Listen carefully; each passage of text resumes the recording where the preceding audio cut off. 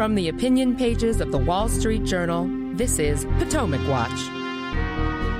Russia, Russia, Russia. Yes, Russia once again becomes a major issue in American presidential politics. Donald Trump compares his criminal trials to the fate of the Russian dissident Alexei Navalny, who died in a Russian prison last week. Nikki Haley criticizes Donald Trump for the comparison and for being weak on Russia. And Joe Biden calls Vladimir Putin a crazy SOB and also attacks Trump for being soft on the Kremlin. How will all of this affect the campaign for president? Not to mention American foreign policy. Welcome, I'm Paul Gigot with the Wall Street Journal opinion page, here with Kim Strassel and Kate Batchelder-Odell. Well, here we go again. 2016, Russia played an outsized role in the presidential campaign as the Hillary Clinton campaign sought to tar Trump as a tool of Vladimir Putin and later turned this into a 2-year Russia collusion probe that turned out to have been largely concocted by Clinton associates. Well, now the issues are more concrete given the stakes on aid to Ukraine and Trump's opposition to it, which is influencing Republicans in Congress. But Trump, as he always does, contributed to it with some of his comments about Putin. And let's listen to him on Fox News Town Hall compare himself to Alexei Navalny. It is a form of Navalny. It is a form of communism or fascism. Well, Kate, that elaborates on a Truth Social post that Trump made where he made more direct comparison to his treatment by Democrats to Navalny's treatment. Well, Paul, I think our pages have been pretty skeptical of the indictments against Trump on the substance, for instance, of the Alvin Bragg indictment and just the prudential wisdom of bringing an indictment during a presidential election year. That said, Navalny was 47 years old and in a gulag above the Arctic Circle and was essentially murdered by Vladimir Putin. I think you can see the differences between the treatment there. So I do think this is a low point for Trump to compare himself to Navalny, who, by the way, willingly returned to Russia in 2021, even when he was safe in Germany. It's really a phenomenon of the left to say America is a terrible country that is no different from communist societies like China or Vladimir Putin's Russia. But now you have that being a central strain of Donald Trump's pitch. Yeah, let's listen to Joe Biden respond to that at a fundraiser where he riffed on Putin and Russia. After Putin's most fierce opposition leader, Alexei Navalny, died in a Russian prison last week, the former president, Trump, and other Republicans refused to hold Putin accountable for his death. Instead, Trump said Navalny's death made him realize how bad America is. He said, and I quote, "We are a nation in decline. A failing nation," end of quote. Why does Trump always blame America? Putin is responsible for Navalny's death. Why can't Trump just say that? That may not have been at a fundraiser, actually. I can't remember where it was. But nonetheless, you heard the president try to make an issue of Trump's comments on Navalny. And again, it looks to me like Biden is going to try to make the foreign policy and Trump and Russia an issue again, Kim. You think that's what he is up to here? Absolutely. Just think about it. He doesn't have much good to say on the domestic front. Bidenomics is not turning out to be the wonderful way of getting reelected that Biden had hoped so. There are a lot of questions about his handling of foreign policy right now as the world sort of leaks into greater global disorder. So this is his opportunity to pound on the other guy and say, I am a stronger leader than Donald Trump will ever be. And it's really a pity that Donald Trump is giving him the opportunity to do this. He's doing it, I would argue, with regards to his statements here, also his dismissal and opposition to Ukraine funding, because we can all talk, and a lot of Americans understand that we are in some of the situations we are in now because Biden has effectively abandoned effective deterrence. You can argue that Putin is in Ukraine right now because he watched that Afghanistan withdrawal and sensed a president who was weak. But somehow, amazingly, Donald Trump is actually allowing Joe Biden to get to his right on foreign policy and look like the stronger leader, mostly because of his failure to condemn Putin. And that is the strongest and most legitimate hit on him, is that this statement seemed very much as a way to belatedly address Navalny without specifically condemning Putin as the architect of that death. Kate, I share Kim's puzzlement here with Trump. I guess I shouldn't be puzzled because he will say many things that are puzzling, often does. But the point is, politically, I don't think it helps him, Trump, at all to do that. And politically, it would have cost him nothing to say, it's an outrage that Navalny was killed and to point out that Putin is a bad actor.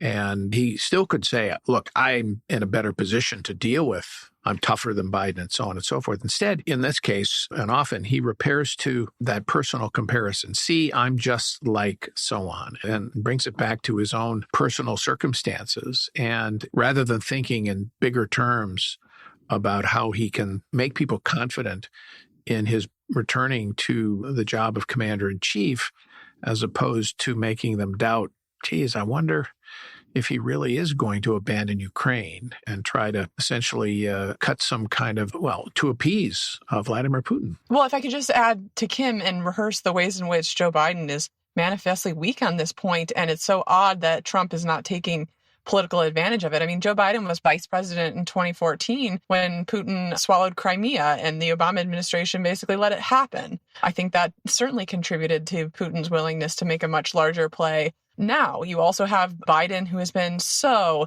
nervous about Putin and how he might respond based on what weapons we give them. We've been slow to give them Patriot missiles, slow to give them fighter aircraft and long-range weapons.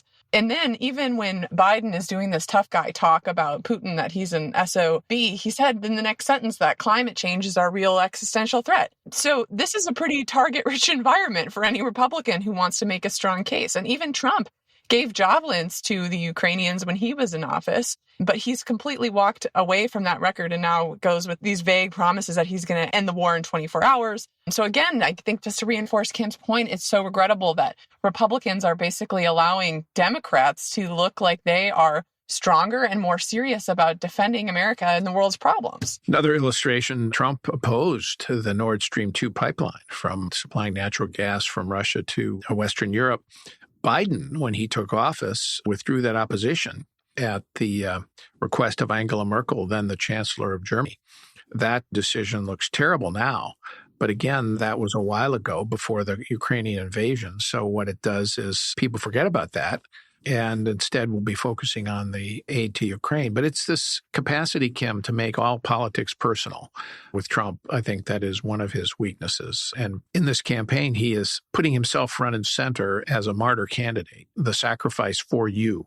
They're not attacking me, they're attacking you, he says to his voters.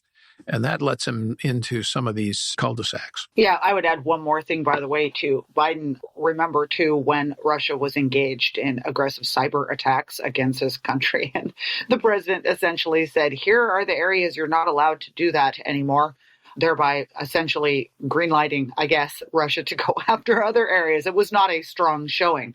But you're right, Donald Trump, and this is remarkable. If you think about what he might have done in this environment, how hard would it have been to condemn Putin, a guy that nobody likes, everyone understands is a strongman, everyone understands his brutally broken international standards and norms. And by the way, you can do that if you really care that much without also climbing on board the Ukraine funding issue, if that is his issue, Donald Trump's in the end, but also to praise Navalny and talk about the problems of politicized politics. Now, that might resonate with some people, but of course, to do that, you'd actually have to come up with a pretty strong statement, and instead of talking off the cuff, which Donald Trump does. And so, again, odd situation where there is so much to criticize about this president and his handling of not just Putin, but other foreign actors, and nobody's calling him on it. All right, we'll take a break, and when we come back, we'll have more on Russia's intrusion into American politics when we come back.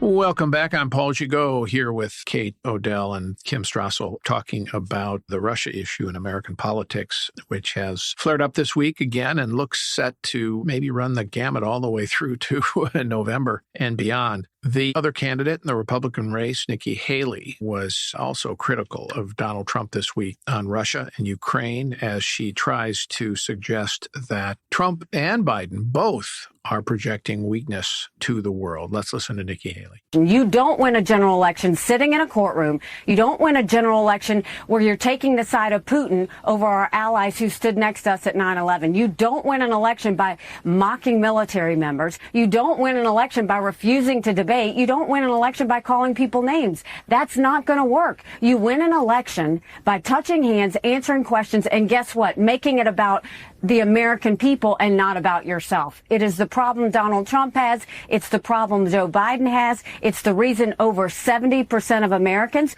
don't want Trump or Biden. Well, Nikki Haley making the case against Donald Trump and Joe Biden as the South Carolina primary approaches on Saturday. She's trailing in the polls by a fairly substantial amount right now, but she also is really making a much more forceful, critical case against President Trump, including on foreign policy. Kate, how effective do you think her position has been? Of course, it includes criticism of Trump, his opposition to sending military weapons to Ukraine. Well, I think her ability to articulate the increasingly coordinated threat from China, Russia, Iran, and North Korea and the way that these powers are working together to undermine the U.S., I think that has been a huge reason for her staying power above other candidates in the race, including Ron DeSantis. So I think that has definitely been something that the public has been willing to listen to and think that she may offer something that the other candidates don't. However, I do think she's right about Trump. Obviously, he's absorbed with his own problems. He's a distraction from what America needs to focus on. But then the pitch sort of stops there. And she still, even at this late hour,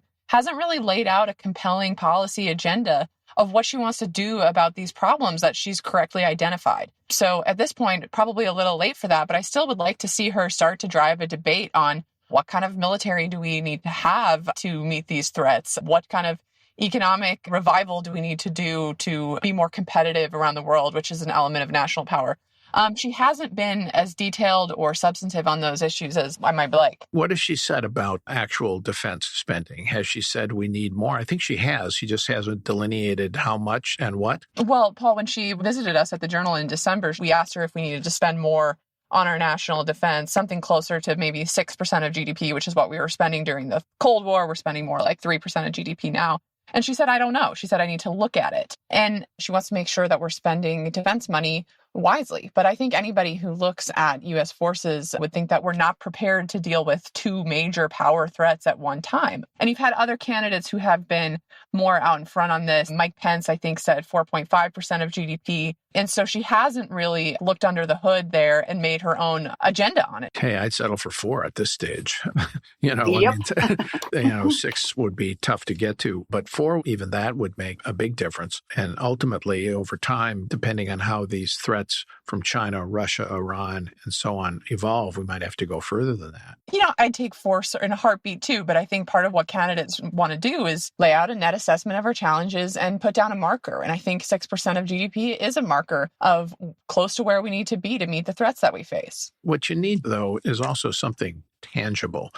When you lay out a number like that, it's fine, but it is something of an abstraction. But if you can link it to certain kinds of things, we need certain kind of weapon system. We need a 400-ship Navy or 350-ship Navy. We're now at 280-some.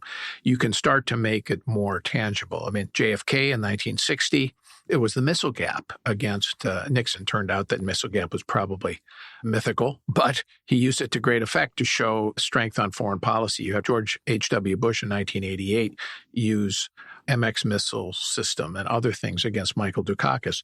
And Ronald Reagan in 1976 used the Panama Canal Treaty against Gerald Ford. So, I might have got that wrong. I can't remember if it was 76 or 80, but it was back in the 70s. He used that to great effect to help, I think it was 76, in the Republican nomination fight. There isn't anything in particular that Haley has proposed that has that kind of tangible thing that voters can remember. Can I add, too, that this is an opportunity, if she were to do that, not only to get specific on this, but to present to voters a more comprehensive worldview about government and America's standing, what we need to do, because this is an opportunity for instance, to link in the threat from China.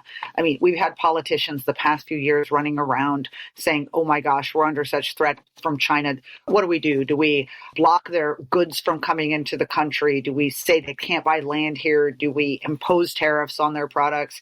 This is an opportunity to talk instead about the need for forceful deterrence and a revitalized American military. It's also a way, by the way, too, to talk about wayward government spending and to talk about how people have to make choices, guns, butter, or defense, as it were, and tap into people's unease and concern about the amount of pork that is just flowing out of Washington day after day.